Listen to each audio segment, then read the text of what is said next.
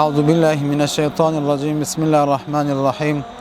السلام عليكم ورحمة الله وبركاته عزیزان و دوستان و الله تعالی دیو کی چروغ و جوړ وسی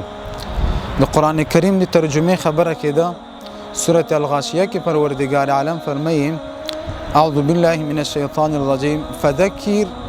إنما أنت مذكر لست عليهم بمسيطر اے نبی علیہ الصلوۃ والسلام ته نصیحت کوا تصرف نصیحت کوون کوي هیڅ په دوی باندې زور زیاتی نشي کړی الا من تولى وكفر کچیرته تا د نصیحت نه دغه نصیحت نه دوی مخ وګرځاو فيعذبه الله العذاب الاكبر پروردگار عالم به سخت دردون کوي عذاب ورکی ان الینا ایابهم پروردگار عالم فرمایي دوی واپس ما طرف ته ګرځیدل دي واپس ما ته راځي ثم ان علينا حسابهم الله تعالی فرمایي چې ما په ذمہ دی دوی نه حساب و کتاب اخیستونکی دغه آیاتونه می مقصد دغه و چې ما او تاسو سره باید څه نیت او اراده وي چې قرآن کریم ګورو ترجمه او قرآن کریم څه مقصد څه پیغام راکوي عزیزانو دغه آیاتونه معلومیږي چې قرآن کریم صرف او صرف د نصیحت کتاب دی چې کله ترجمه ګورو صرف او صرف د نصیحت کتاب دی قرآن کریم د فتواو کتاب نه دی عزیزانو چې ترجمه وګورو فتواو ځنې راوباسو آیاتو پسې وګرځو چې دغه نه څه فتوا راوځي که هغه فتوا د شخص دپاره وي که هغه فتوا د حکومتو دپاره وي که هغه فتواو د جامعو دپاره وي نه څومره د قرآن کریم په آیاتو باندې چې غور و فکر کوو یو شی به ترې راوځي نصیحت صرف د نصیحت کتاب دی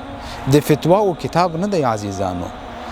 قرآن کریم کله کله په خپل ځانو ته ترجمه سختوو آیا دغه د خاطره چې داسې آیاتونه مو مخ ته راځي 40 پیچیدلي آیاتونه وي خیر دی هغه ما او تا کار نه دی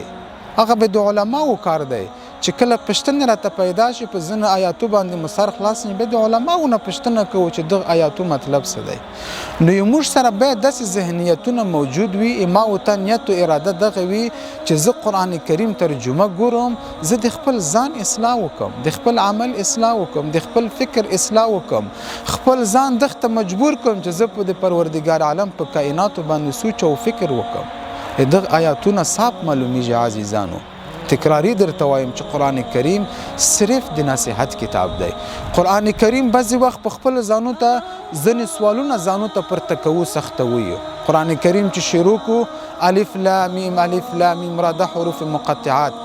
مختلف پښتنې ځین د څه معنا لري که زه په معنا نه پیژنم به د نزول مقصد څه و دا شی مو بیا د ذهن نه ویسته چې قرآن کریم د نصیحت کتاب دی دغه حروف مقطعات په باره کې نبی علیه الصلاة والسلام صاف و واضح ویلی دی چې دغه په معنا صرف پروردگار عالم پیږي بس خبره خلاصه شوه دغسې سوالونه ځان ته پورته کول یا فتواو د قرآن کریم د آیاتونه رایستل دغه ډیر مهم ده چې په دغه باندې فکر وکړو چې زه خپل فکر سوچ جوړ کړم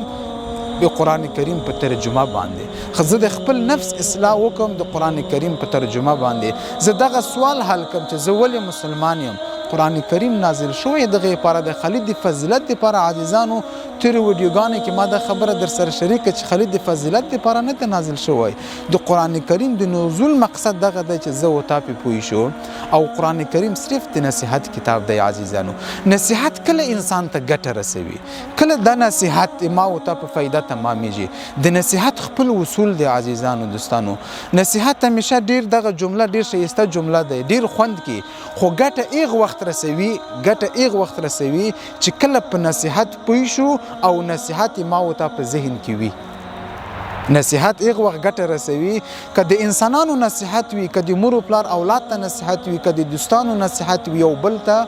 د ایغ وخت ما و تا ته ګټه رسوي چې کله په د نصیحت پوه شو او ما و تا په ذهن کې وي که په نصیحت پوه نه او نصیحت ما و تا په ذهن کې پاتې نشه ګټه نه رسوي عزیزانو ته فکر وکړه قرآن کریم نصیحت دی ما و تا خلیق الولا و الحمد زده دی او په هغه هم نه پیږو قرآن کریم نور سورتونه مو زده دي په پیږو نه آیا دا نصیحت ما و تا ته ګټه رسوي نه یې ده رسولی نه یې رسوي ځکه یې نه رسوي بیا درته وایم چې نصیحت دغه ګټه رسوي چې ما او ته ذهن کې پاتې شي او زه او ته پې پوه شو کله چې زه او ته په قرآن کریم پوه شو او یو ما وتا په ذهن کې وي هغه وخت دغه نصيحت ما وتا ته ګټه رسوي. السلام علیکم ورحمت الله وبرکاته.